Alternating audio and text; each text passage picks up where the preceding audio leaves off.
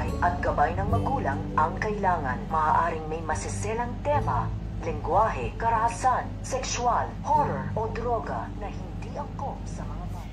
So guys, magpupunta nga si Moira at may dala itong mga pagkain dito nga sa ospital para dito kay Zoe at agad siya na makakasalubungan nito ni Giselle. So sinabi nga ni Giselle na pakiramdam ata ni Moira ay maliit na musmos pa lamang itong si Zoe at hindi kaya ang sarili. Sinabi naman dito ni Moira na kahit ilang taon pa ang lumipas ay baby girl pa rin nga niya itong kanyang anak at hindi daw iyon mararamdaman ni Giselle sapagkat pinamigay nga niya ang kanyang anak sa US.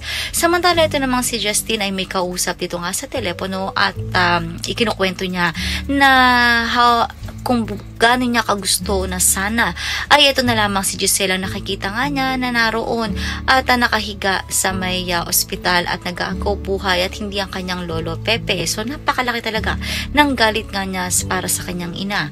Habang ito namang si Lynette ay tila ba mas lalong nag-hallucinate at kung ano-ano na ang kanyang nakikita at naririnig. Subalit ano nga ba ang magiging resulta nito kay Lynette? Tuluyan na nga ba itong mababaliw?